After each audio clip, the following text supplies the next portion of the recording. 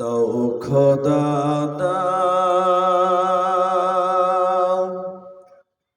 আমায় আবার উমর দারাজ দিন।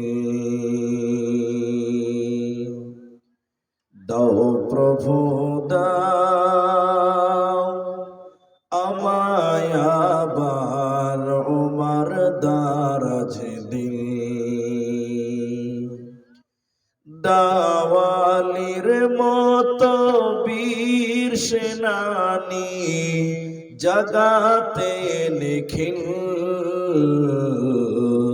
দাও খোদা দাও আমায় আবার উমর দারাজ দিন। হামজাকে দাও ঘরে ঘরে জীবন দিতে অকাতরে। হামজাকে দাও ঘরে ঘরে জীবন দিতে অকাতরে। আবার কাবা ভাঙতে এলে পাঠাও আবাবিল। দাও প্রভু দাও আমায় আবার উমর দারাজ দিন। দাও খোদা দাও আমায় আবার উমর দারাজ দিন। সচ্চা ঈমান দিয়ে পাঠাও শত সাহাবা, তাদের দেখে বিশ্ব আবার বলুক মারহাবা। আবার পাঠাও আবু বকর, ফিতনা ফাসাদ সুখ সমর। অনড় টুটু পাহাড় সমান দাও সে মনের মিল। দাও খোদা দাও আমায় আবার উমর দারাজ দিন।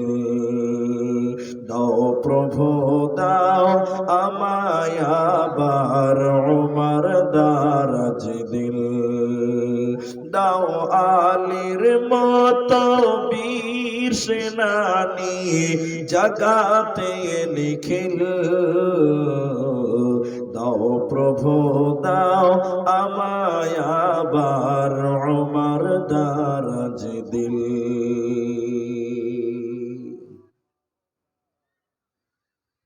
শ্রদ্ধেয় সম্মানীয় অপমা জনসাধারণে নির্বাচিত নির্ধারিত চলমান সভার সুযোগ্য সভাপতি, স্টেজে ওলামায়ে কেরাম, অতিথিবৃন্দ, সামনে বসে থাকা দিনদার ইমানদার গুটি কয়েক ভাই ও বাবা জীবনেরা, পর্দার অন্তরালে বসে থাকা মুমিনা সলেহা মা ও বোনেরা, প্রাণ প্রিয় বাবনিবাসী, কটিহার লাভাবাসী, সর্বপ্রথম সেই মহান আল্লাহ তাবারক ওয়া তাআলার প্রশংসা জ্ঞাপন করি যে আল্লাহ তাবারক ওয়া তাআলা আমাদেরকে এক মসজিদ কেন্দ্রিক আয়োজিত মাহফিলে বসিয়ে কোরআন এবং হাদিসের আলোচনা করা, আপনাদের শ্রবণ করার যিনি তৌফিক ইনায়াত করেছেন, সেই মহান মুনিবের দরবারে শুকরিয়া আদায় করি। মুহাব্বতের সঙ্গে আমরা সকলেই বলি আলহামদুলিল্লাহ। দরুদ ও সালাম বর্ষিত হোক শেরকারে কায়নাত তাজদার মাদানী নবী কুল শিরোমণি ইমামুল আম্বিয়া, নবী মক্কি, নবী মাদানী, নবী আহমদ, নবী মুহাম্মদুর রাসূলুল্লাহ সাল্লাল্লাহু আলাইহি ওয়াসাল্লাম। আল্লাহুম্মা আমিন। আল্লাহুম্মা সাল্লি আলাইহি, আল্লাহুম্মা বারিক আলাইহি। मोहतारम भाइयों, अजीज बुजुर्ग दोस्तों, कुरआनुल कारीमेर দুই জায়গা থেকে কয়েকটি আয়াত এবং হাদিসে নববী থেকে একটি হাদিসের টুকরো পাঠ করেছি। উল্লেখিত আয়াত এবং হাদিসকে কেন্দ্রবিন্দুর মধ্যে রেখে কিছু কথা বলবো, যদি আল্লাহ তৌফিক দেন তো। আলাইহি তাওয়াক্কালতু ওয়া ইলাইহি উনীব। ভাই, আমি আলোচনা করার পূর্বে আপনাদেরকে দুটি জরুরি কথা বলছি। এটা একটা জলসা, আর জলসার মাহফিলের একটা অবশ্যই আদব আছে। তাতে আপনারা যেভাবে বসেছেন এটা আদব হয় না। আপনারা ওই পেছনেও বসে আছেন, সামনেও বসে আছেন, আবার মাঝখানে পুরোটাই ফাঁকা আছে। আপনি যদি আধা ঘন্টা শুনেন, অন্তত আদব রক্ষা করে শুনুন। যে ভাইরা পেছনে আছেন আপনারা সামনে আসেন। এইভাবে জলসা হয় না বাবা। সবকিছুর একটা সিস্টেম আছে, একটা আদব আছে। এখন ঘুরিতে 11টা বাজবো হয়ে গেছে। অতএব আপনাদেরকে অনুরোধ করছি, ভাই আপনারা যারা পেছনে আছেন আপনারা একটু সামনে উঠে আসতে পারবেন না বাবা? এই যুবকেরা একটু উঠে এসো, আল্লাহর রাস্তায় সামনে এসো। মাঝখানে এত ফাঁকা, আপনারা ওই পেছনে বসে আছেন। আপনাদের সঙ্গে কিছু কথা বলবো, আপনাদের কিছু জিজ্ঞাসা করব, আপনারা সিচুয়েশনটা তৈরি করেন। আলহামদুলিল্লাহ, দুটা লোক কথা শুনলো, বাকি এতগুলো যুবক ছেলে, এতগুলো লোক আমার কথাটা মূল্যায়ন করলেন না।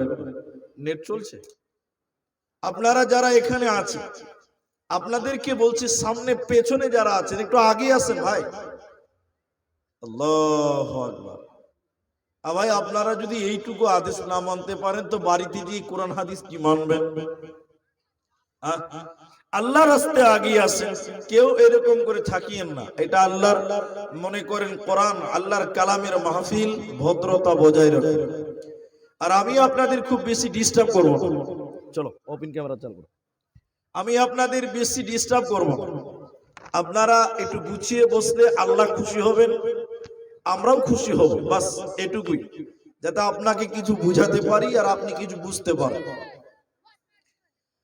আল্লাহর রাসূল সাল্লাল্লাহু আলাইহি ওয়াসাল্লাম জীবদ্দশায় অনেক ওসিয়ত করেছিলেন তার সাহাবীদেরকে। প্রয়োজন সাপেক্ষে যখন যতটা প্রয়োজন ছিল রাসূলুল্লাহ ওসিয়ত করেছিলেন তার সাহাবীদেরকে। সেই ওসিয়ত গুলোর মধ্যে আমার নজরে সবচেয়ে গুরুত্বপূর্ণ একটি ওসিয়ত আপনাদের সামনে আজকে তুলে ধরব, যেটা হযরতে মুআজ রাদিয়াল্লাহু তাআলা আনহুকে আল্লাহর নবী ওসিয়ত করেছিলেন। সেই ওসিয়তটা আপনাদের সামনে গুটি কয়েক টুকরো টুকরো কেটে কেটে কেটে কেটে বলে আজকের আলোচনা সমাপনের দিকে নিয়ে যাব ইনশাআল্লাহ। বিশ্বনবী জীবদ্দশায় অনেক ওসিয়ত করেছিলেন। হজ্জাতুল বিদা, বিদায় হজের ভাষণে রাসূলুল্লাহ বললেন, হে আমার সঙ্গীরা, আমার সামনে অবস্থানরত সাহাবীরা, আমি চলে যাব, আর পৃথিবীতে থাকবো না। তো তোমাদেরকে আমি দুইটি জিনিস দিয়ে যাচ্ছি, তোমরা গ্রহণ করো। নবী ওসিয়ত করলেন দুটি, কি? এক, তারাকতু ফিকুম আমরাইন লান তাদিল্লু মা তামাসসাকতুম বিহিমা। এক, কিতাব আল্লাহ, দুই, সুন্নতি রাসূল। আল্লাহর নবী জীবদ্দশায় শেষ ভাষণে, শেষ বক্তব্যে তিনি বললেন, পৃথিবীর মানুষ তোমরা দুইটি জিনিসকে গ্রহণ করো। একটার নাম হলো আল্লাহর কালাম কোরআন, দ্বিতীয়টি হচ্ছে রাসূলের হাদিস। এই দুটি জিনিসকে তোমরা গ্রহণ করো, তোমরা কবুল করে নাও, তাহলে তোমাদের এই দুনিয়াটা কামিয়াব হবে আর মরার পর তোমাদের জন্য জান্নাত হবে। অতএব তোমরা কোরআন আর হাদিসকে তোমরা মজবুত করে আঁকড়ে ধরো। অন্যদিকে রাসূল সাল্লাল্লাহু আলাইহি ওয়াসাল্লাম আরো অনেক ওসিয়ত করেছেন, তার মধ্যে একটা হলো হযরতে মুআজ ইবনে জাবাল, মুআজ রাদিয়াল্লাহু তাআলা আনহুকে নবীজি 10টি ব্যাপারে ওসিয়ত করেছিলেন হযরতে মুআজ রাদিয়াল্লাহু তাআলা আনহুকে। নবীজি বললেন, হযরতে মুআজ রাদিয়াল্লাহু তাআলা আনহুকে নবীজি বললেন, মুআজ, আমি তোমাকে 10টি ব্যাপারে ওসিয়ত করছি। মুআজ, তুমি আমার উম্মতকে বলে দিও, আমি তোমাকে দায়িত্ব দিলাম, ওসিয়ত করলাম। হযরতে মুআজ বললেন, বিআশরি কালিমাতিন, বিশ্ব নবী আমাকে 10টা ব্যাপারে ওসিয়ত করলেন। মুআজ রে, আমার 10টা কথা আমার উম্মতকে বলে দিও। ওই 10টার ভিতরে একটা হলো লা তুশরিক বিল্লাহি শাইআ। মুআজ রে, তুমি বলে দিও আমার উম্মতদের জন্য আমি তোমাকে দায়িত্ব দিলাম, তারা যেন পৃথিবীতে শিরকের মতন গুনাহ না করে। মুআজ রে, তুমি তাদেরকে বলে দিও, ওদেরকে যদি কেটে টুকরো টুকরো করে দেওয়া হয়, ওদেরকে যদি মেরে কেটে টুকরো টুকরো করে দেওয়া হয় মুআজ, আর তাদেরকে যদি আগুনে পুড়িয়ে জ্বালিয়ে দেওয়া হয়, তবুও যেন তারা শিরকের মতন গুনাহ না করে। মুআজ, কারণ পৃথিবীতে যদি তারা শিরকের মতন গুনাহ করে, আল্লাহ তাদেরকে জাহান্নাম দেবে, জান্নাত দিবে না। যেহেতু কোরআনে আল্লাহ অন্য জায়গায় বলেছে, ইন্নাহু মাইয়ুশরিক বিল্লাহ, নিশ্চয়ই যারা আল্লাহর সঙ্গে কাউকে অংশীদার করলো, শিরকের মতন গুনাহ করলো, আল্লাহ তাবারাক ওয়া তাআলা বলেন, আমি আল্লাহ তার জন্য জান্নাত হারাম করে দিলাম। ওই ব্যক্তি জান্নাতে যাবে না, পাবে না, পাবে না। অতএব যারা শিরকের মতন গুনাহ করবে, আল্লাহ তার জন্য জান্নাত হারাম করে দিয়েছে, ও জাহান্নাম যাবে। ও মাওয়াহুন নার ওয়া মা লিয-যালিমিন মিন আনসার। ওই মুশরিকের জন্য, ওই গুনাহগারের জন্য কোনো সাহায্যকারী থাকবে না, কেউ তার জন্য সহযোগিতা করবে না। অতএব শুনে নাও মুআজ, আমার তামাম উম্মতকে তুমি বলে দিও রে মুআজ, ওদেরকে যদি কেটে টুকরো টুকরো করে দেওয়া হয়, ওদেরকে যদি হত্যা করা হয়, মেরে ফেলা হয়, আর তাদেরকে যদি আগুনে দগ্ধে পুড়িয়ে ছারখার করে দেওয়া হয়, তবুও যেন তারা শিরকের মতন গুনাহ না করে। আমি তোমাকে 10টা ওসিয়ত করলাম। প্রথম ওসিয়ত হলো শিরকের মতন গুনাহ করবে না।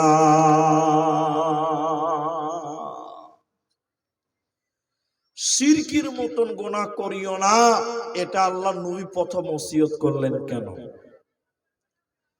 পৃথিবীতে অনেক পাপ আছে, পৃথিবীতে অনেক গুনাহ আছে, যেই গুনাহ যার নিজস্ব কোনো ক্ষমতা নাই। কিন্তু শিরক এমনই একটা পাপ, শিরক এমনই একটা গুনাহ, যেই গুনাহটার নিজস্ব ক্ষমতা আছে, নিজস্ব পাওয়ার আছে। শিরক এত বড় পাপ যেটা আল্লাহ বরদাস্ত করতে পারে না, আল্লাহ মেনে নিতে পারে না। এজন্য আল্লাহর নবী 10টা ওসিয়ত করেছিলেন হযরতে মুআজকে। তার একটা হলো, মুআজ, তুমি বলে দিও তারা যেন শিরকের মতন গুনাহ না করে। শিরক কত বড় পাপ, আল্লাহ তার নবীকে বলছেন। আমরা নবীকে কত ভালোবাসি, এর চাইতে আল্লাহ তার নবীকে বেশি ভালোবাসেন।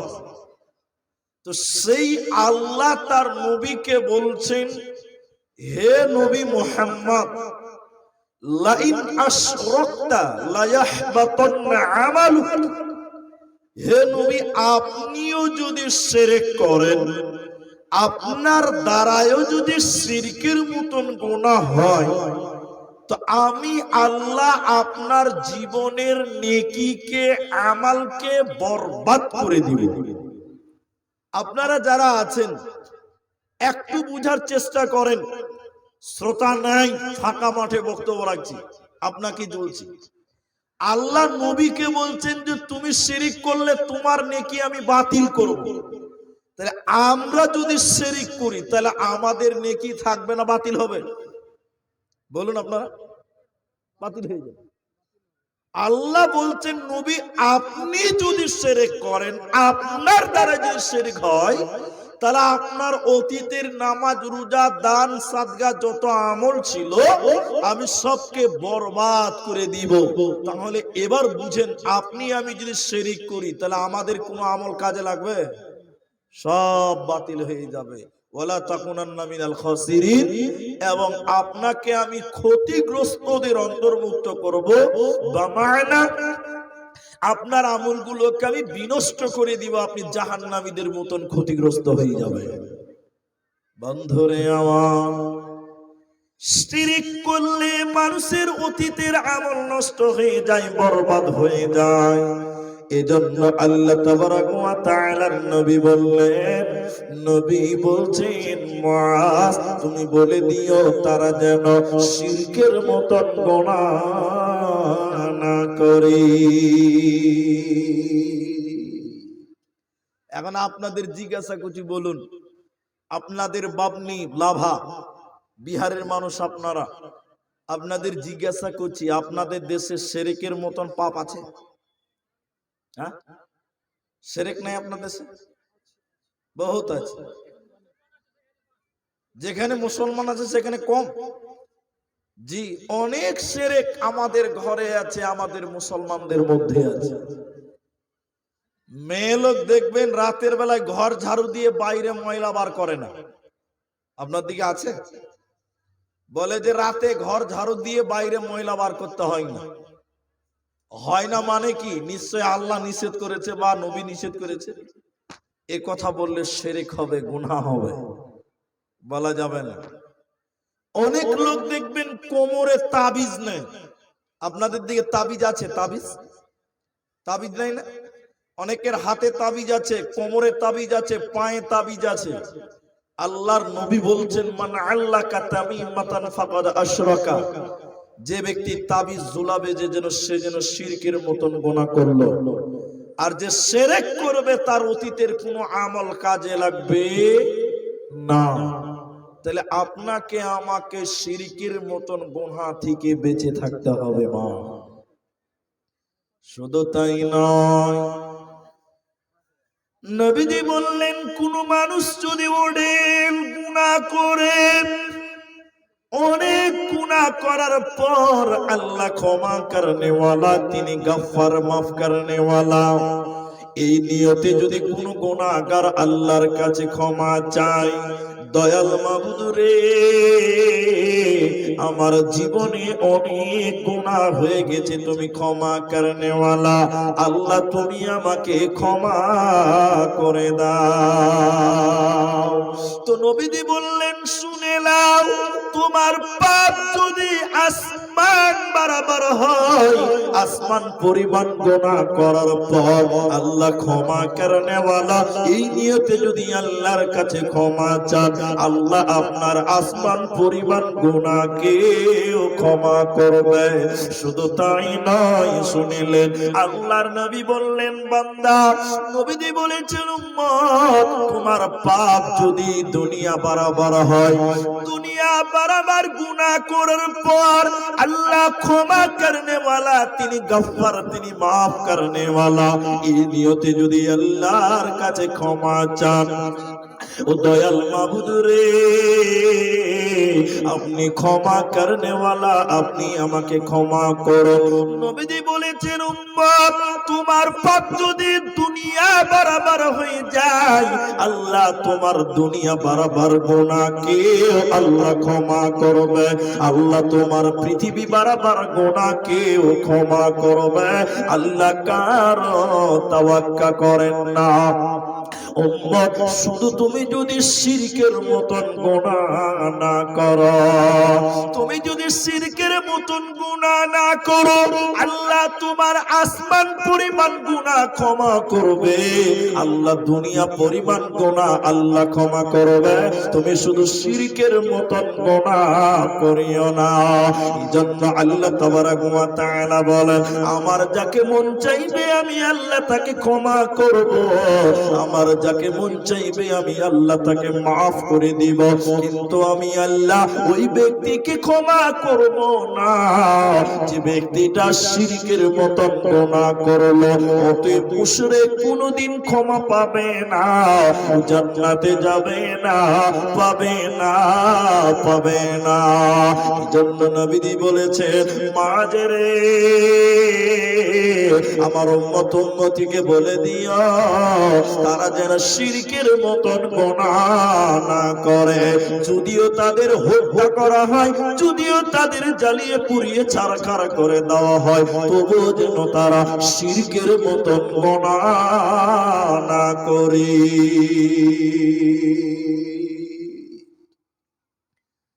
নাম্বার 2, মাঝরে তামাম কাটিহার পুরো বিশ্বের মুসলিমদের তুমি বলে দিও মাস তারা যেন ইচ্ছা করে এককের নামাজ না ছাড়ে। এরা যদি ইচ্ছা করে একক তো নামাজ ছেড়ে দেয়, বন্ধুরে আল্লাহ তার দায়িত্ব ছেড়ে দিবে, আল্লাহ তার জিম্মা ছেড়ে দিবে। অতএব ইচ্ছা করে একক তো নামাজ ছাড়বে না। আপনাদের দিকের মুসলমানেরা সবাই নামাজ পড়ে? সবাই কি আর পড়ে? ঠিকই বলেছে, নামাজ পড়ে না। আপনাদের কিছু কথা জিজ্ঞাসা করছি, একটু মুখ খুলে উত্তর দিন। আপনারা কুত্তা বুঝেন? কুত্তা, কুত্তা বলেন না কুকুর বলেন? কুত্তা বলেন। কুত্তার দুটা ভাগ আছে, একটা কুত্তার মালিক আছে, আর এক কুত্তার মালিক নাই। আপনারা একটু হ্যাঁ না বলুন, ঠিক বলছি তো আমি? এক কুত্তা দেখবেন লাভা স্টেশনের সামনে ডাম্পারে ওকে মেরে দিয়ে একদম পিছিয়ে চলে গেছে, এই এক কুত্তা। জি, এর কোনো মালিক নাই। যে পারছে সে লাঠি চালাচ্ছে, লাদনা চালাচ্ছে, ঢেল চালাচ্ছে, পাথর মারলো, ও কাও কাও করতে করতে দৌড়ে বেড়াচ্ছে। একদিন দেখছি যে মোটর সাইকেল ওর উপরে চাপিয়ে দিয়েছে, একদম মেরে মার্ডার করে চলে গেল।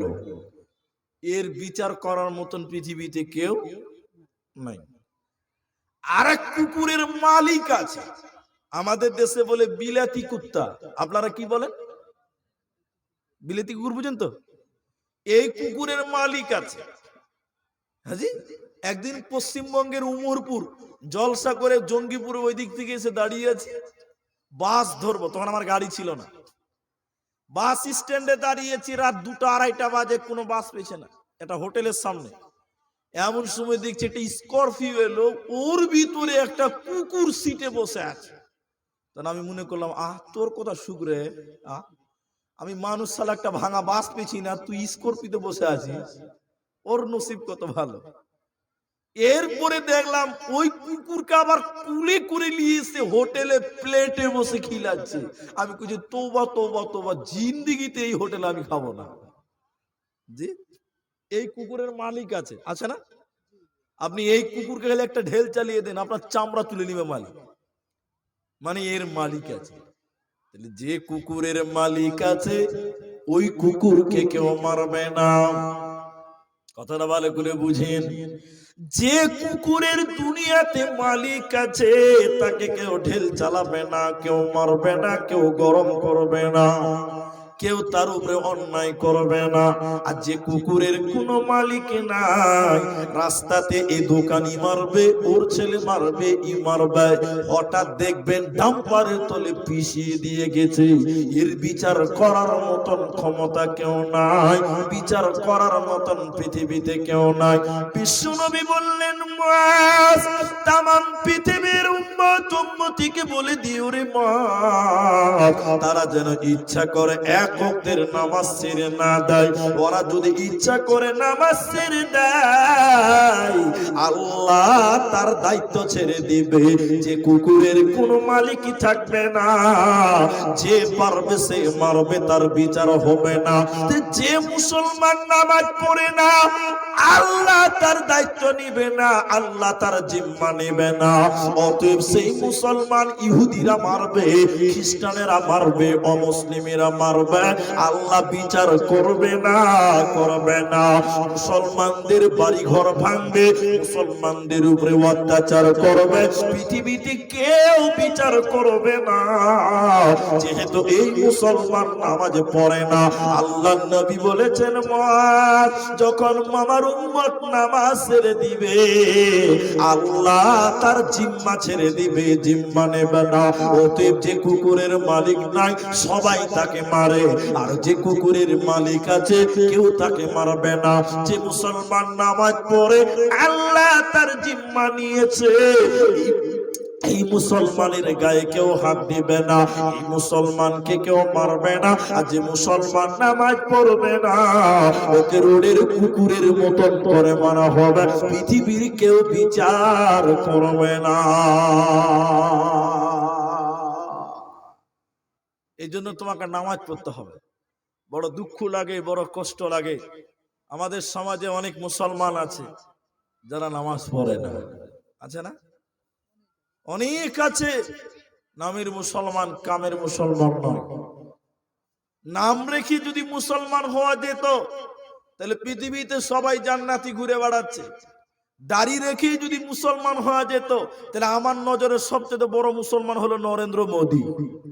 জি, দাড়ি রাখলে যদি মুসলমান হওয়া যায়, তাহলে সবচেয়ে বড় মুসলমান নরেন্দ্র মোদী। কারণ ওর যত বড় দাড়ি আছে, আমাদের মৌলভী সাহেবদেরও অত বড় দাড়ি নাই। কথা হ্যাঁ কিনা বলুন? অতএব দাড়ি রেখে মুসলমান হওয়া যায় না, নাম দিয়ে মুসলমান হওয়া যায় না, প্রতি সপ্তাহে 5 কেজি গরুর মাংস খেলে মুসলমান হওয়া যায় না, মুসলমানের ঘরে জন্ম নিলে মুসলমান হওয়া যায় না। তোমাকে নামাজ কায়েম করতে হবে, সালাত আদায় করতে হবে। এজন্য নবী বললেন, মুআজ তুমি আমার উম্মতকে বলে দিও, তারা যেন ভুল করে কোন টাইমে যেন ইচ্ছা করে নামাজ ছেড়ে না দেয়। এরা যদি ইচ্ছা করে নামাজ ছেড়ে দেয়, আল্লাহ তারা দায়িত্ব ছেড়ে দিবে, জিম্মা ছেড়ে দিবে। এই ছিল নবীজি মুআজকে করা দ্বিতীয় নম্বর ওসিয়ত। নাম্বার 3, তুমি শোনো, আমার উম্মতিকে বলে দিও, 3 নম্বর, ভুল করে মা বাপের সঙ্গে যেন বিয়াদবি না করে। খবরদার পিতা মাতার অবাধ্য হবে না। যদি পিতা মাতা বলে এক্ষুনি বাড়ি থেকে বের হয়ে যা, গামছা গায়ে দিয়ে বাড়ি থেকে বেরিয়ে যা, তোকে কোনো জমি দেওয়া হবে না, তোকে কিছুই দিব না, তুই এক্ষুনি বাড়ি থেকে বেরিয়ে যা। যদি দেখেন বাবা মা হকের উপরে রয়েছে, আপনি না হক রয়েছেন, তাহলে বাবা মাকে বলতে পারবেন না কেন যাব, যেহেতু আপনি ভুল, আপনার বাবা মা হক। বাপের কথা মতো বাড়ি থেকে বের হয়ে চলে যেতে হবে, বাবা মায়ের অবাধ্য হওয়া যাবে না। আল্লাহর নবী বললেন, মুআজ পিতা মাতার অবাধ্য হইও না। যদি তারা বলে পরিবার ছেড়ে দাও, আহাল পরিবার ছেড়ে দাও, কেন ছাড়বে কথা বলিও না। হ্যাঁ, তবে যদি বাবা মা জুলুম করে, কোরআন হাদিসের বহির্ভূত বিচার করে, তাহলে তাওয়াক্কা করা যাবে না, কোনো অসুবিধা নেই, তাহলে কোনো গুনাহ হবে না। আর দেখছেন যে আপনি ভুল, আপনার মা বলছে বেটা তোমার স্ত্রীকে তালাক দিয়ে দাও, আমি দেখেছি তোমার স্ত্রী একটা ছেলের সঙ্গে জেনায় লিপ্ত হয়েছিল, বা ফোনে গল্প করছিল একটা পরপুরুষের সঙ্গে, আমি নিজে দেখেছি, আমি তোমার মা, তোমার স্ত্রীকে তালাক দিয়ে দাও। কেন তালাক দিব আর প্রমাণ খুঁজিও না, মায়ের কথা শুনে তালাক দিয়ে দাও। আপনি বলবেন এত বড় কথা, এক কথাতেই বউ তালাক দেওয়া যায়। দেখবেন আমি আপনাকে তালাক দিতে বলিনি। ইসমাইল আলাইহিস সালাম গিয়েছেন শিকার করার জন্য, বাড়িতে স্ত্রী রয়েছে, ইসমাইলের স্ত্রী। বহুদিন পর ইসমাইল আলাইহিস সালামের আব্বা এসেছেন। ইসমাইল আলাইহিস সালামের আব্বা এসেছেন বাড়িতে। কোনো বাড়ি ঘর নাই, একটা মাত্র বাড়ি ইসমাইল আলাইহিস সালামের বাড়ি। ইসমাইল আলাইহিস সালামের আব্বা ইসমাইলের দরজায় এসে সালাম দিয়ে বলছেন, আসসালামু আলাইকুম, বাড়িতে কেউ আছে? তখন ভেতর থেকে বলছে, ইসমাইলের স্ত্রী বলছেন, ওয়ালাইকুম আসসালাম, বলুন কে?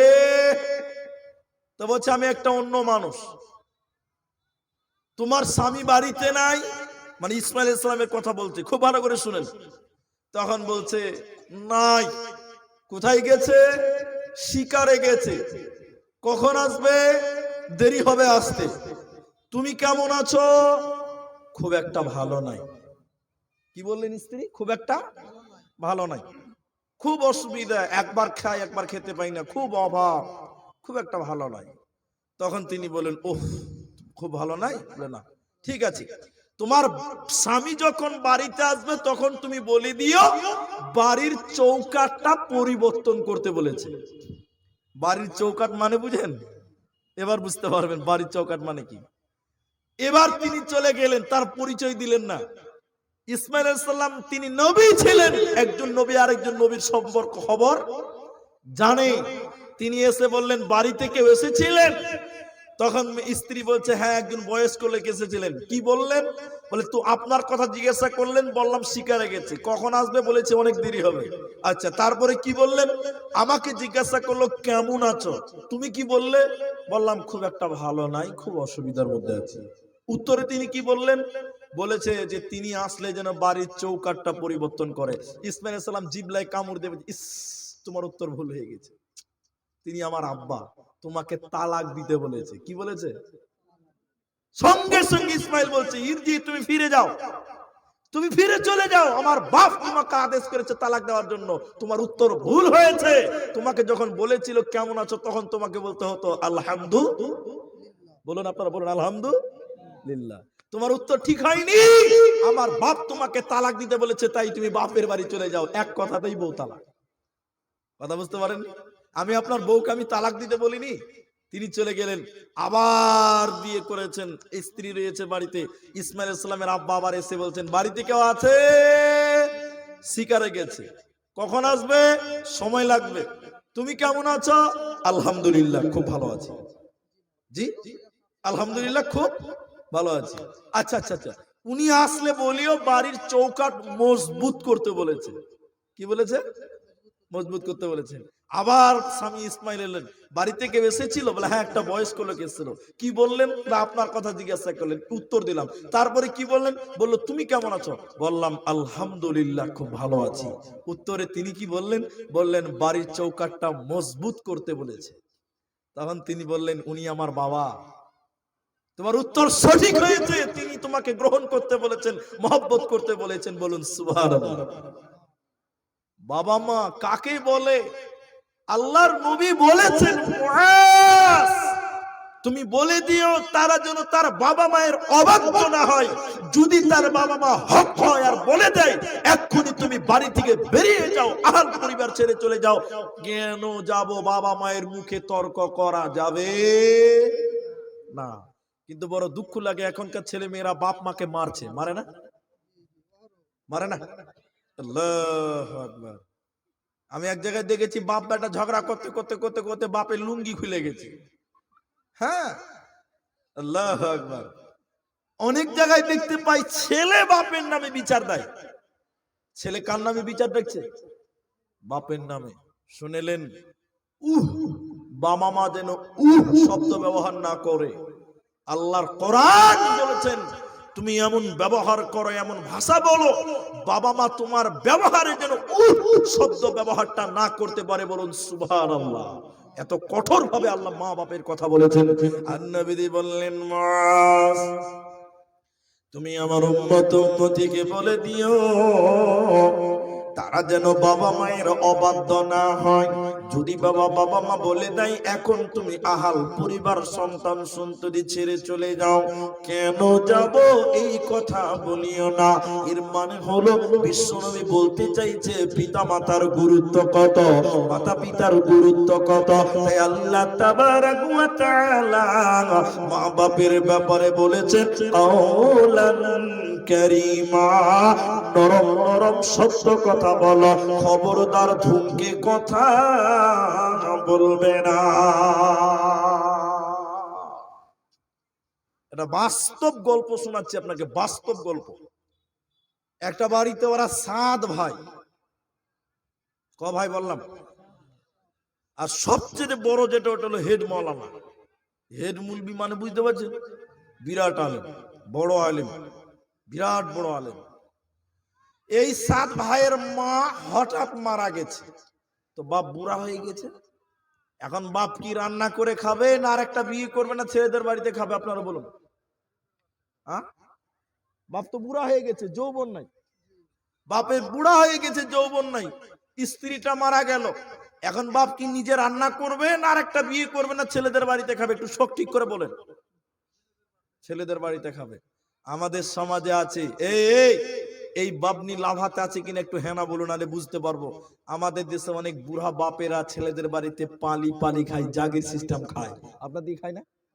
জাগির খায় না? ওই সিস্টেম নাই, বহুত আছে, দেখেন। এবার এই মা মরে গেল, বাপ বেঁচে আছে। চাচা, গ্রামের মোড়ল চাচারা এসছে যে রে তোরা, মা তো মরে গেল, তোর বাপ বুড়া মানুষ, এখন তোর বাপ কি আর একটা বিয়ে করবে না রান্না করবে না, তোরা খিলাবি বল। তখন ছেলেরা বলছে চাচা আপনারা বিচার করতে এসছেন, তো আপনারাই বলুন কি করতে হবে, আপনারা যা ফয়সালা করুন ওইটাই মেনে নিব। এবার চাচা ফয়সালা করছে যে তোরা তো 7 ভাই। বলে হ্যাঁ আমরা 7 ভাই। তো বেশ, আল্লাহ ভালোই করেছে। তো 7 ভাই তোর একদিন করে 7 দিন পালি খিলা, তাহলে তোর বাপকে নিয়ে কোনো ঝামেলা হবে না। এটাই বর্তমান সমাজে অনেক জায়গাতে বাপকে জাগির খিলাই, পালি খিলাই না। ছোট ছেলেকে চাচা জিজ্ঞাসা করছে এই তোর বাপকে একদিন খিলাবি সপ্তাহে? বলে কেন খিলাবো না চাচা, আপনারা বলছেন তো খিলাবো। মেজোটাকে জিজ্ঞাসা করছে তুই খিলাবি তোর বাপকে একদিন? ছোট যদি খিলাই তো আমিও খিলাবো। 3 নম্বরটাকে জিজ্ঞাসা করছে তুই তোর বাপকে একদিন খিলাবি? ওরা বাপের বেটা, আমি বাপের বেটা লয়, আমিও খিলাবো। 4 নম্বরকে জিজ্ঞাসা করছে, আমিও খিলাবো। সবাই বলছে খিলাবো। এবার বড় হেড মুলবি, মাদ্রাসার হেড মাওলানা, ওকে জিজ্ঞাসা করছে এই মুনি সাহেব তুমি তোমার আব্বাকে একদিন সপ্তাহে খিলাবি কিনা? হ্যাঁ না বলো। তখন মুনি সাহেব বলছে চাচা আমি আমার বাপকে একদিন খিলাতে পারবো না। চাচা রাগ উঠবে কি উঠবে না? চাচা বুড়া মানুষ, থরবর করে রাখতে রাখতে, এটা মুলবি মানুষ, তোর হুঁশ আছে ভাই? তোরা সবাই খিলাবে তোর বাপকে, তুই হেড মুলবি, তুই খিলাতে পারবি না? তুই মুলবি না কি রে? তখন কিছু কিছু লোক মনে মনে বলছে আসলে মুলবিরা বাপকে ভাত দেয় না। কিছু কিছু লোক বলছে আসলে মুলবিরা বাপকে ভাত দেয় না। জি। তখন বলছে চাচা, হেড মুলবি বলছে চাচা আপনারা যে ফাইসালা করছেন এই ফাইসালা আমি গ্রহণ করতে পারছি না। কেন? বলে আপনারা যে ফাইসালা করছেন এই ফাইসালা ইসলাম কোনোদিন কবুল মেনে নিতে পারে না। বলে কেন? তখন মুলবি বলছেন চাচাদেরকে, যারা জাগির খিলাতে বলছে তাদেরকে বলছে চাচা আল্লাহ রাসূল বলছেন আনতা ওয়া মালুকা লি আবিকা, তুমিও তোমার বাপের, তোমার সব মাল সবই তোমার বাপের। আমরা কার সম্পদ? আমার বাপের না? বলুন না রে বাবা, আমরা আমার বাপের সম্পদ। তাহলে আমাদের অর্থ, টাকা পয়সা, জমি জায়গা যা আছে এগুলো আমার বাপের সম্পদ, হ্যাঁ কিনা বলুন? তখন মুলি সাহেব বলছে চাচা আমরাই তো আমার বাপের সম্পদ, আমাদের মালও বাপের, তো আমাদের আবার কি আছে? সবই তো আমার বাপের, তো আমার বাপ আবার পালি খাবে কেন? তার মাল যখন ইচ্ছা যার বাড়িতে তখন চাইবে তখন তাকে খেতে দিতে হবে। আমার বাপ ফকির নয় যে বাড়িতে বাড়িতে পালি খাবে। আমার বাপে আর কি ভিখারি যে বাড়ি বাড়ি পালি খাবে? চাচা আমার বাপ যখন যার বাড়িতে চাইবে তখন তাকে খেতে দিতে হবে। সে কোথায় পাবে, কি করে দিবে সেটা তার ব্যক্তিগত ব্যাপার, কিন্তু বাপকে যখন চাইবে তখন দিতে হবে। এইটাই হলো ইসলাম, ঠিক কিনা বলুন? বাপ বেটার বাড়িতে জাগির খেতে দিচ্ছে, যে চেয়ারে বসে আছে, মন খুলে বলতেও পারে না আমাকে ভোগ লেগেছে ভাত দে, বলতে পারে না। পালি খিলাচ্ছেন ঈদের দিন, বুড়া বাপ, স্ত্রীটা বেঁচে নাই। আহ, ঈদের দিন বুড়া বাপ এসে বাড়িতে বসে আছে ঈদের নামাজ পড়ে, কোনো বউ বলে না যে একটু সময় খাও, একটু আধাসা খাও। কারণ আমি মনে করছি ওর পালি, ও মনে করছে ওর পালি, মাঝখানে বুড়া খেতেই পেছে না। বিকাল 4টা বেজে গেছে, বিকাল 4টা বেজে গেছে, তার একটা পোতা বলছে, মা দাদু সারা দিন খায় না, ঈদের দিন দুটো আধাসা মা দাদুকে দাও। মা তখন বলছে, তোরটা তুই দিবি না তুই খাবি, তাড়াতাড়ি খা। বুড়া বাপ খেতে পায় না। এরকম অনেক স্মৃতি, অনেক ঘটনা পৃথিবীতে আছে। আল্লাহর নবী বললেন না, আল্লাহ তাবারক ওয়া তাআলার নবী বলছেন জান্নাত কোথায় রয়েছে, পৃথিবীর লোক শোনো, মা বাপ তোমার জান্নাত, মা বাপ তোমার জাহান্নাম। মা বাপের খিদমত করবে যারা, আল্লাহর জান্নাত যাবে তারা। মা বাপের অবাধ্য চলবে যারা, আল্লাহর জাহান্নাম যাবে তারা। এজন্য নবীজি বলেছেন, মুআজ রে, তুমি আমার উম্মতকে বলে দিও তারা যেন খবরদার মা বাপের অবাধ্য না হয়, পিতা মাতার অবাধ্য তারা যেন না চলে। নাম্বার 4, আল্লাহর নবী বলেছেন, মুআজ তুমি শোনো, পৃথিবীর উম্মত উম্মতিকে বলে দাও এরা যেন শরাব পান না করে, এরা যেন মদ পান না করে। মুআজ, এরা যদি মদ পান করে তুমি তাদেরকে বলে দাও যত রকম ফাহিশা কাজ রয়েছে, যত রকম গুনাহ রয়েছে, সব গুনার ফাহিশা, সব গুনার মূল হলো মদ, সব খারাপের মূল হলো মদ। অতএব লা তাশরাবুল খামরা, মুআজ রে তুমি বলে দিও এরা যেন নেশা পান না করে, মদ পান না করে। আল্লাহর নবী মিরাজের রাত্রিতে নবীজি নিয়ে যাওয়া হলো জান্নাত জাহান্নাম দেখাবার জন্য। নবীজির সামনে দুটি বার্তান, দুটি পেয়ালা রাখা হলো, দুটি প্লেট রাখা হলো। একটাতে রেখেছিলেন দুধ, আরেকটাতে রেখেছিলেন মদ। একটাতে রাখা হয়েছিল দুধ, আরেকটাতে রাখা হয়েছিল মদ। এই দুটি প্লেট নবীজির সামনে এনে দাঁড় করানো হলো। নবীজিকে বলা হলো, ইয়া রাসূলুল্লাহ, একটাতে মদ আছে, একটাতে আপনার দুধ আছে, আপনার যেটা ইচ্ছা সেটা আপনি তুলে নেন, যেটা ইচ্ছা সেটা আপনি তুলে নেন। আল্লাহর নবী দুধের পেয়ালাটা তুলে নিলেন, মদের পেয়ালাটা তুললেন না। জিবরাইল সঙ্গে সঙ্গে বলেছিলেন আলহামদুলিল্লাহ, জিবরাইল আমিন বলেছিলেন আলহামদুলিল্লাহ। নবী হে, আপনি দুধের পেয়ালা তুলে নিয়েছেন আলহামদুলিল্লাহ। যদি আপনি মদটা তুলে নিতেন, হাতে তুলতেন, কিয়ামত পর্যন্ত আপনার উম্মত উম্মতিরা নেশাতে ডুবে থাকতো, শরাবে ডুবে থাকতো, মদে ডুবে থাকতো, সবাই মাতাল হয়ে যেত আপনার উম্মতেরা। অতএব এজন্য নবীজি বলেছেন, মুআজ রে, লা তাশরাবুল খামরা, খবরদার আমার উম্মতকে বলে দিও তারা যেন নেশা পান না করে, মদ পান না করে, নাহলে কিন্তু গুনাহগার হবে, তারা পাপী হয়ে যাবে, গুনাহগার হবে। আর 5 নম্বর নবীজি বলছেন, মুআজ রে, তুমি বলে দিও আমার উম্মত উম্মতিকে বলে দিও এরা যেন অবাধ্য না হয়, আল্লাহর অবাধ্য না হয়। 5 নম্বর নবীজি বলেছিলেন, মুআজ আমার উম্মতকে তুমি বলে দিও তারা যেন আল্লাহর অবাধ্য না হয়। আল্লাহর অবাধ্য যদি মানুষেরা চলে, আল্লাহ তার উপরে রাগান্বিত হয়, আল্লাহ তার উপরে গুসা হয়, আল্লাহ তার উপরে রাগান্বিত হয়। অতএব মুআজ রে, তুমি মানুষকে বলে দিও এরা যেন আল্লাহর অবাধ্য হয়ে না চলে, আল্লাহর নাফরমানি না করে, আল্লাহর বিধানকে যেন অগ্রাহ্য না করে, না হলে কিন্তু এরা ধ্বংস হবে, মরার পর জাহান্নাম যাবে, কোনো উপায় রবে না, রবে না, রবে না।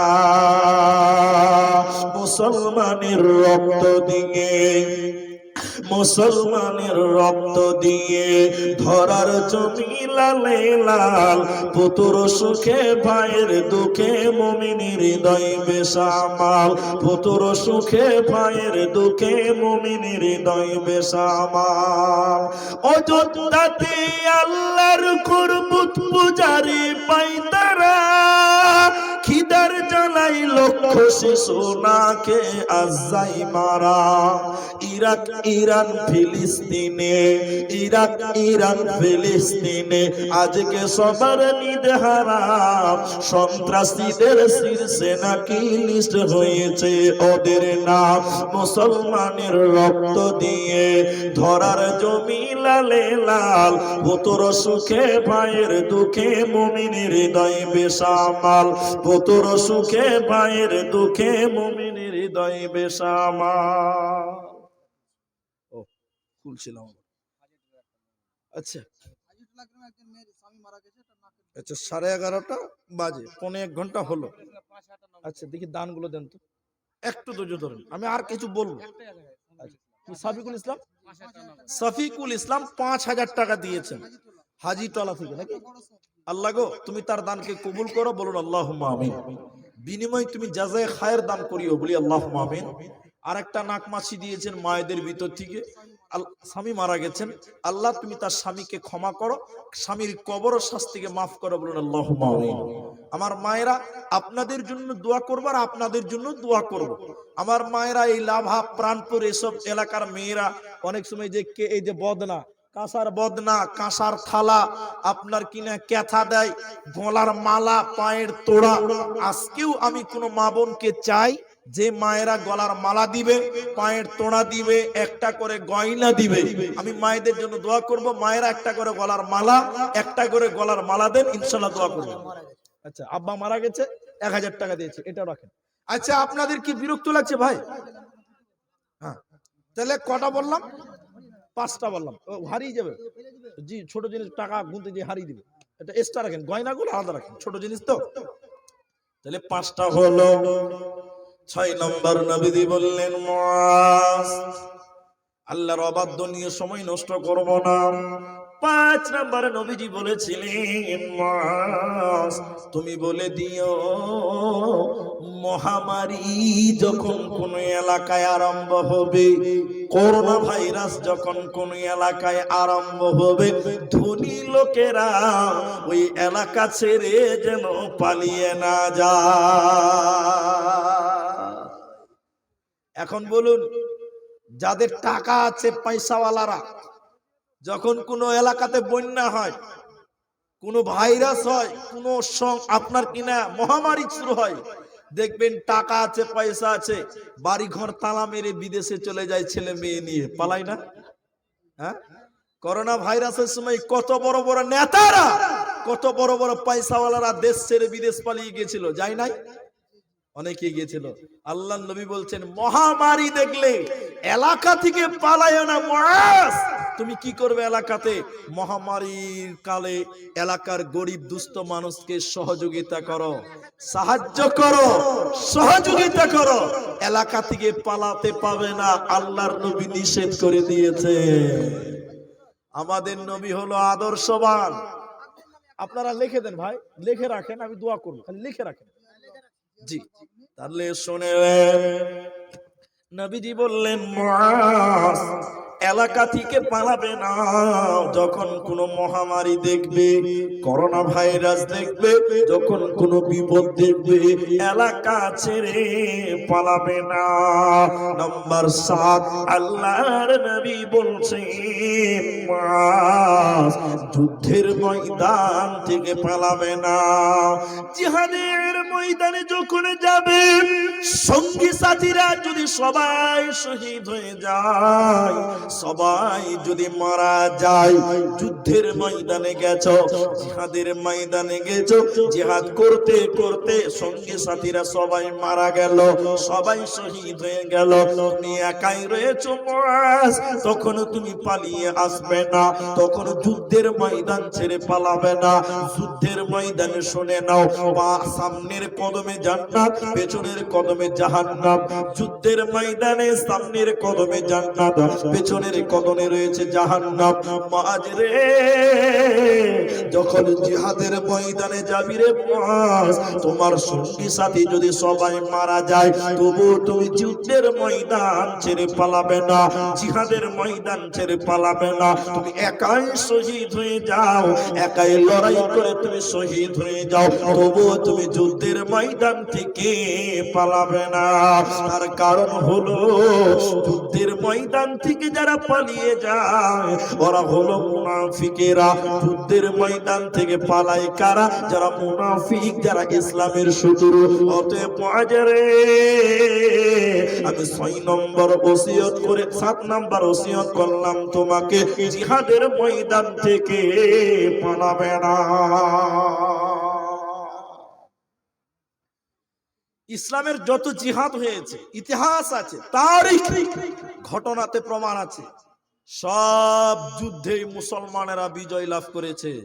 শুধুমাত্র উহুদের যুদ্ধে মুসলিমদের পরাজয় হয়েছিল।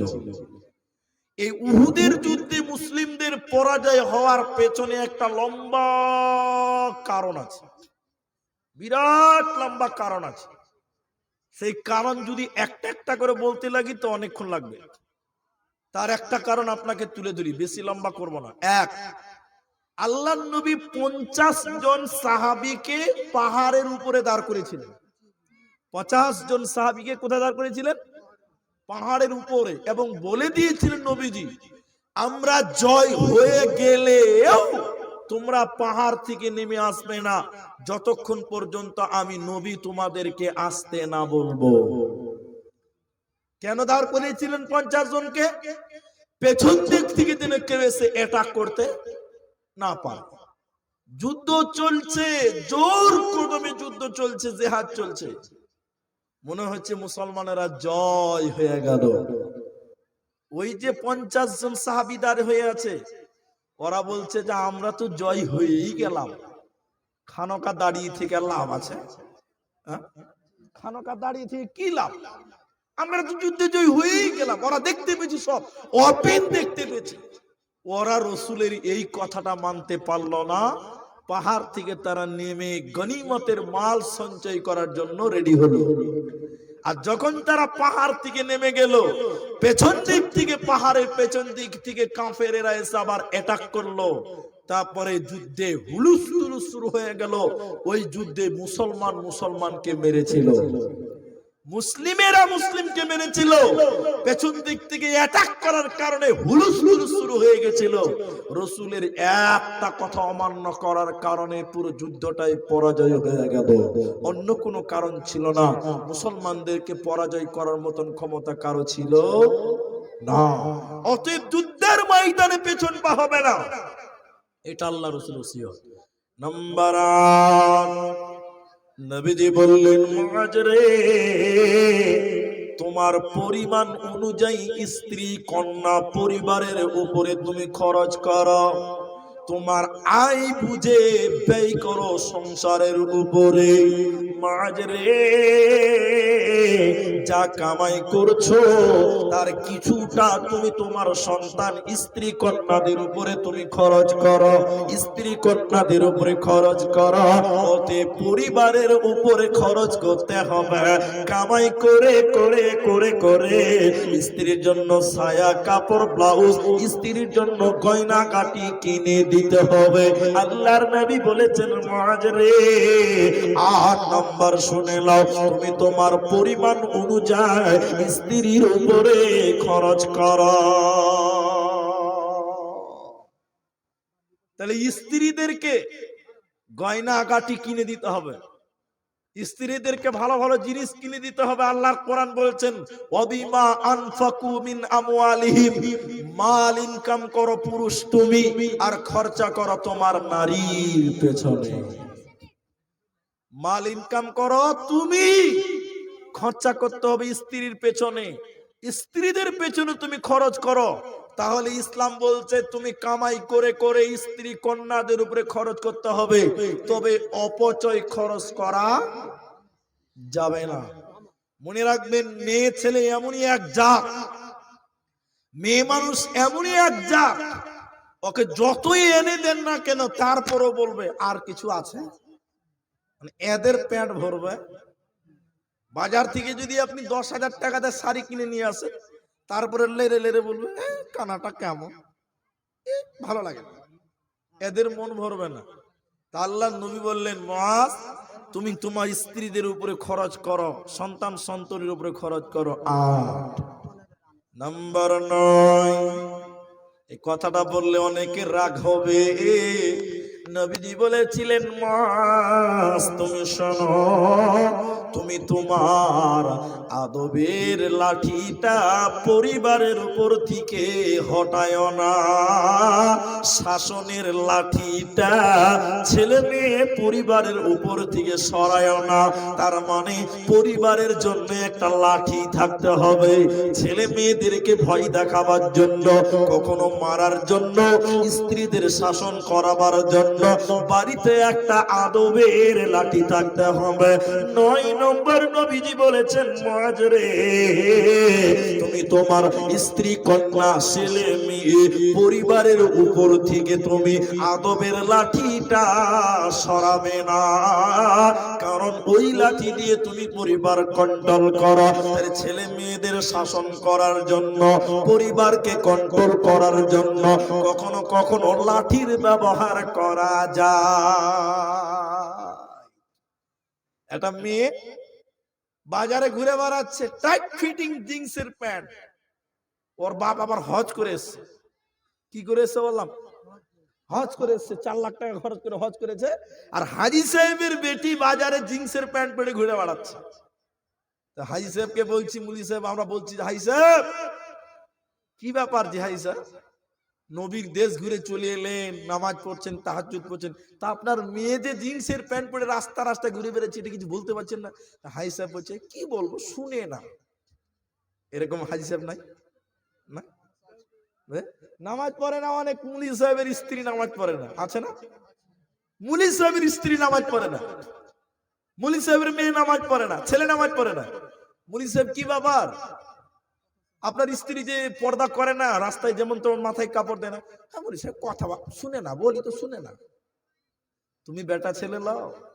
আল্লাহ নবী 9 নম্বর মুআজকে বললেন, মুআজ শুনে রাখো, পরিবারের উপর থেকে আদবের লাঠিটা হটায় না, তার কারণ কখনো কখনো শাসনের জন্য লাঠি প্রয়োজন হতে পারে।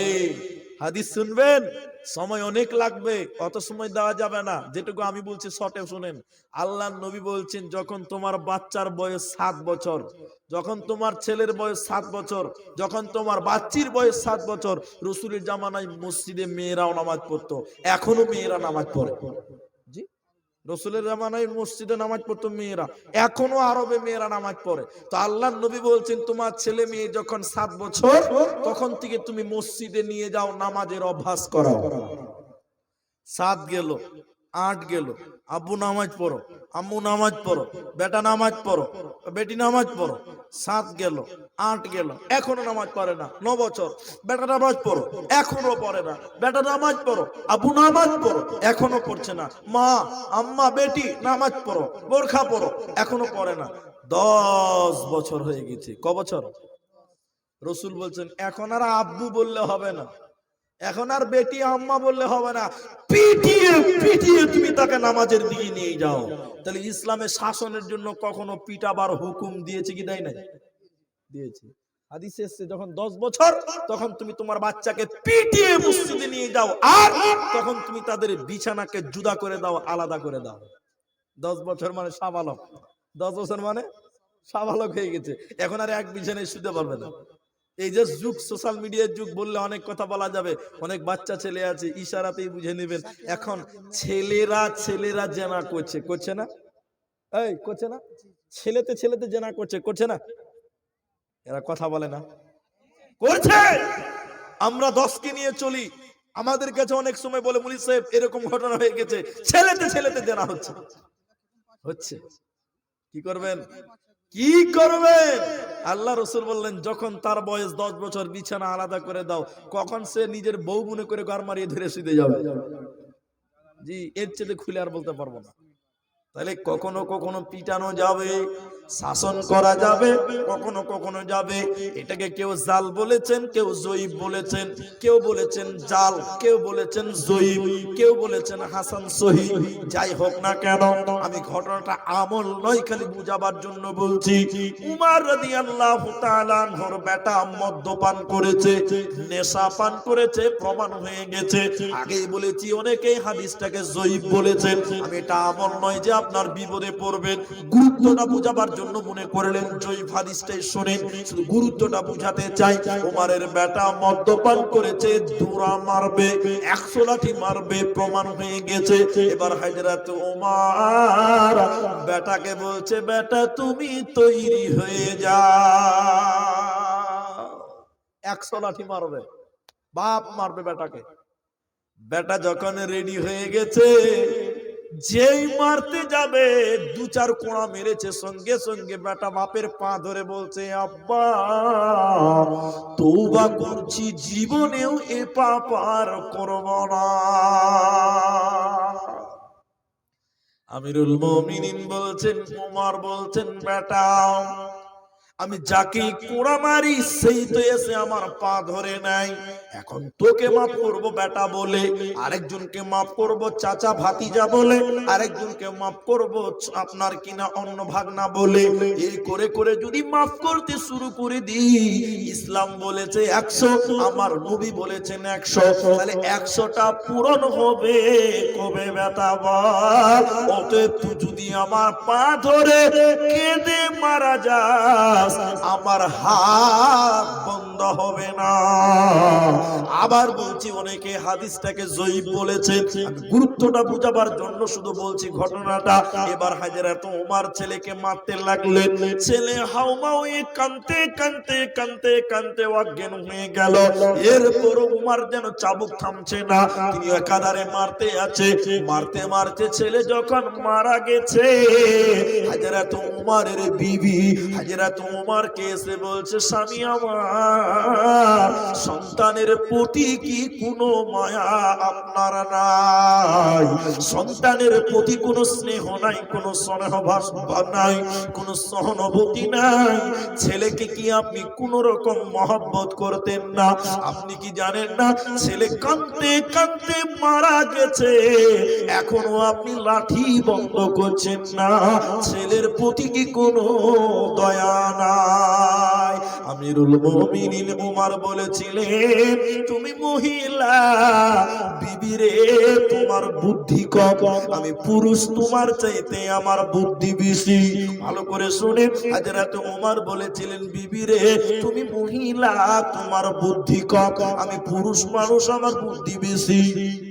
আমি তোমার চাইতে আমার ছেলেকে বেশি বেশি মহব্বত করি, তুমি মহব্বত করো, তাই তুমি চাইছো তোমার ছেলেটা আমার হাত থেকে বেঁচে যাক, আমার হাতের মার থেকে বেঁচে যাক। আমি তোমার চাইতে তার পিতা অনেক বেশি মহব্বত করি, আর মহব্বত করি বলে জোরে জোরে মেরেছি, মারতে মারতে মেরেই ফেলে দিলাম। উল্টা লাগছে, লাগছে না? উল্টা বলছে, তুমি বেটি ছেলে, তোমার বুদ্ধি কম, তাই তুমি চাইছো যে আমার হাত থেকে যেন তোমার ছেলেটা বেঁচে যাক, আর আমি উমর চাইছি আমার ছেলেটা যেন আল্লাহর জাহান্নাম থেকে বেঁচে যায়। বলুন সুবহানাল্লাহ। কি বুঝলেন? হযরত উমর বলছে, আমি জোরে জোরে মারছি, এজন্য আমি চাইছি যে আমার বেটাটা আল্লাহর জাহান্নাম থেকে বেঁচে যায়। আরেকবার বলুন সুবহানাল্লাহ। কি জানেন আপনি? ছেলে মারা গেল, দাফন কাফন হলো, কেউ বলেছেন এখনো 100টা হয়নি, বাকি কুড়া কবরের উপরে মেরেছিলেন, এরকমও কথা আছে। যাই হোক না কেন, ছেলেকে দাফন কাফন করলেন, ওমর নিজের হাতে জানাজা দিলেন। রাতের বেলায় হযরত ওমর স্বপ্ন দেখছেন। হযরত ওমর স্বপ্নে দেখছেন কি? স্বপ্নের মাধ্যমে দেখছে ছেলে বলছে বাবাকে, বাবা আমি যোগ্য পিতার পুত্র ছিলাম, তাই আল্লাহ আমাকে ক্ষমা করে জান্নাতুল ফিরদাউসের মেহমান বানিয়েছে। অতএব শাসন করাটা পরিবারের সন্তানের উপরে, ছেলে মেয়ের উপরে শাসন করাটা এটা কোনো রকম অপরাধ নয়, বরং ইসলাম বলেছে মাঝরে তুমি শুনে রেখে দাও, তারা যেন পরিবারের উপর থেকে আদবের লাঠিটা না টানে। ঝুলিয়ে রাখতে হবে আদবের লাঠি। জি, 9টা হয়ে গেল। নাম্বার 10, আল্লাহর নবী বলছেন পরিবারকে তুমি আল্লাহর ভয় লিখে রাখেন। আমি 5 মিনিট বলছি। পরিবারকে তুমি আল্লাহর ভয় দেখিয়ে রাখো। মাঝরে তুমি তোমার সন্তান সন্ততিকে আল্লাহর ভয় দেখাও। তার কারণ হলো আল্লাহর ভয় এমনই একটা বিষয়, আল্লাহর ভয় যদি কারো ভিতরে ঢুকে যায় ওই ব্যক্তিটা কোন রকম গুনাহ করবে না, গুনাহ করতে পারে না। তুমি তোমার সন্তান সন্ততিকে, তুমি তোমার পরিবারকে আল্লাহর ভয় দেখাও, এতেই তারা যথেষ্ট হতে পারে, এতেই তারা হেদায়েত পেয়ে যেতে পারে। তার কারণ হলো আল্লাহর ভয় মানুষকে মসজিদে ভরে দিতে পারে, আল্লাহর ভয় মানুষকে পরিবর্তন করতে পারে। এজন্য তোমরা মানুষেরা বেশি বেশি আল্লাহর ভয় দেখাও।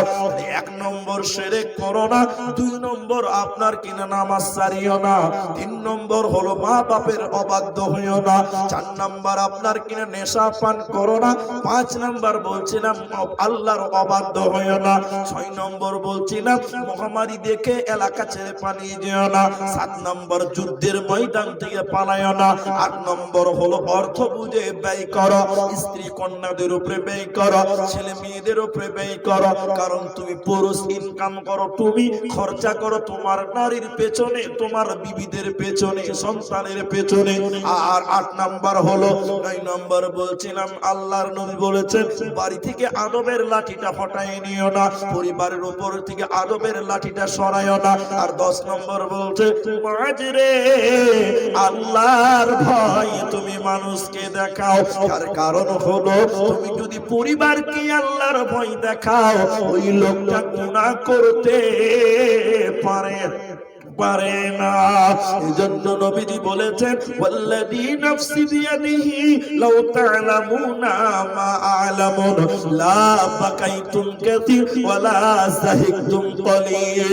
আল্লাহর নবী বলেছেন আমি যতটা আল্লাহকে জানি রে, ততটা তোমরা যদি আল্লাহকে জানতে তাহলে তোমরা হাসতে কম কাঁদতে বেশি। আমি যতটা আল্লাহকে জানি, তোমরা যদি ততটা আল্লাহকে জানতে হাসতে কম কাঁদতে বেশি।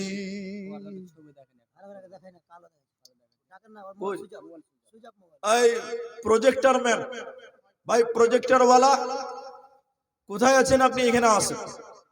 মেয়েদের প্যান্ডেলে পর্দা দেখতে পাচ্ছে না, পর্দাওয়ালা প্রজেক্টর ম্যান ভাই যেখানেই থাকো তুমি এখানে এসো। মেয়েদের প্যান্ডেলে পর্দাতে পরিষ্কার দেখা যাচ্ছে না, তোমার মোবাইলটাও সুস্থ রাখা আছে, দয়া করে তুমি অতি সত্বর এখানে এসো, নাহলে মেয়েরা চলে যাবে, বিরক্ত হবে। জি, আবার দানগুলো একটা হাদিস বলি, তার দানগুলো একটা হাদিস বলি, তারপরে কালেকশনের দিকে আমি আগাচ্ছি। ঠিক আছে?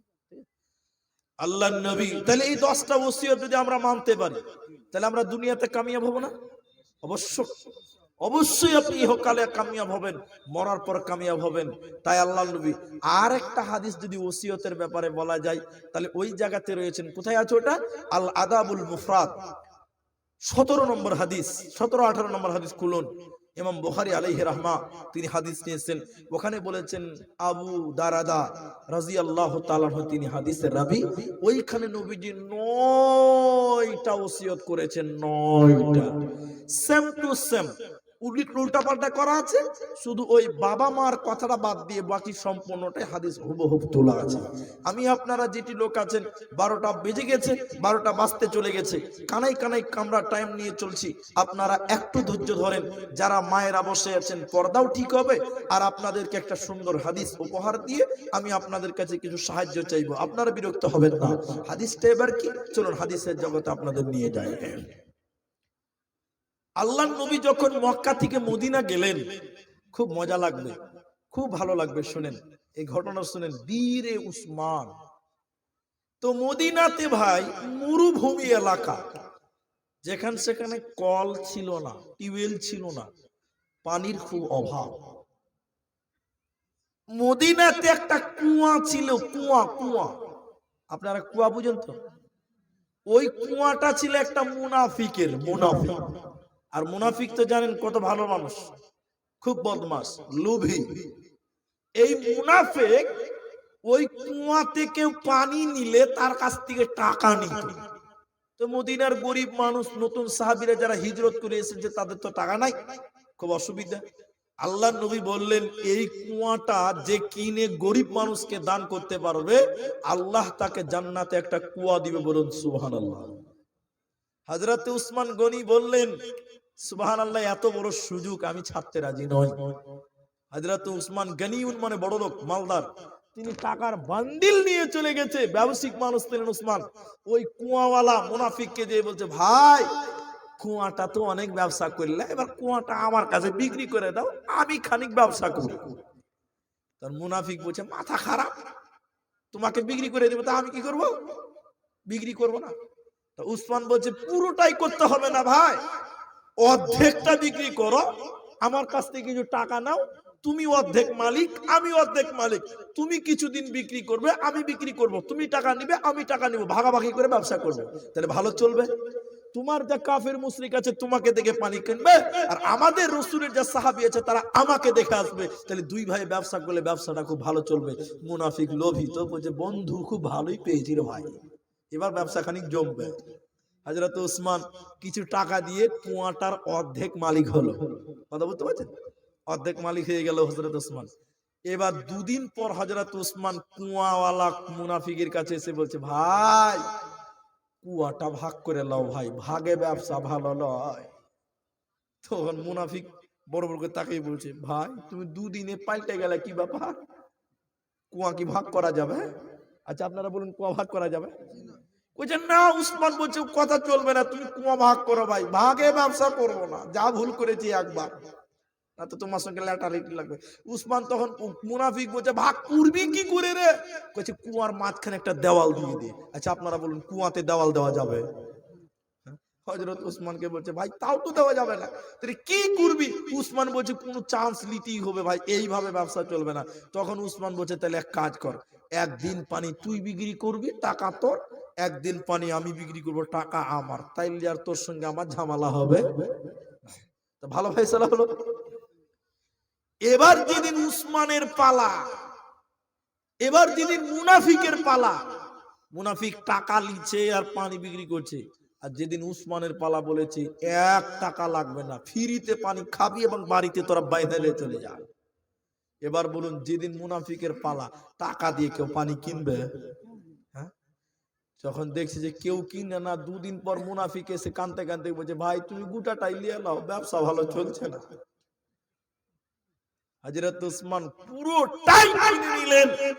মরুভূমির মাটিতে দাঁড়িয়ে বলেছিলেন, মদিনার গরিবেরা, আনসারেরা, মুহাজিরেরা, চাষীরা, কৃষকেরা, আমি উসমান বলছি, এই কুয়াটা আজ থেকে তোমাদের জন্য ওয়াকফ করা হলো, দান করা হলো, যার যত পানি আছে এমনিতেই খাও, নিয়ে যাও, কোনো টাকা লাগবে না। তার কারণ হলো, এই কুয়াটা আমি দান করলাম আল্লাহর জান্নাতের বিনিময়ে, বলুন সুবহানাল্লাহ। হযরত উসমানের আর একটা 2 মিনিট লাগবে। গম, আপনাদের কাটিয়ারে খুব ভুট্টা চাষ হয়, গম চাষ হয়, গমও হয় না, কিন্তু ভুট্টাটা খুব চাষ হয়। মানে আমি যতদিন থেকে কাটিয়ার 2, 4, 5 বছর থেকে আসছি দেখতে পাই। তা হযরত উসমানের ব্যবসায়িক ছিলেন, লেবার নিয়েছেন, মাথায় করে গম নিয়ে গেছেন মদিনার বাজারে গম বিক্রি করার জন্য। উসমান ক্যাশিয়ার, আর বাজারে দেখবেন কিছু দালাল থাকে, দালাল ওই গেটেই মাল কিনবে তা বাজারে বেশি দাম বিক্রি করে, থাকে না? কমিতপুরের হাটেও আছে, অনেক জায়গাতে আছে। তো এবার উসমানের গম যখন বাজারে ঢুকছে তখন দালালেরা বলছে, উসমান তোমার গমটা খুব ভালো, যা দাম চলছে তার চেয়ে বেশি দিব, বাজারে নিতে হবে না, আমরা কি বিক্রি করো, আর বাজারে তোমাকে যেতে হবে না। হযরত ওসমান বললেন, গেটেই যদি দামে বিক্রি করে দেই, যারা ভিতরে মাল বিক্রি করছে তারা লস করবে, লস খাবে না, ব্যবসাতে লস করবে, এই অন্যায় আমি করতে পারবো না। তোমরা বাজারটা ঘুরে দেখো, আমিও দেখি দামটা কত চলছে, যে দামে বাজার চলছে সেই দামে মাল বিক্রি করব। বলুন সুবহানাল্লাহ।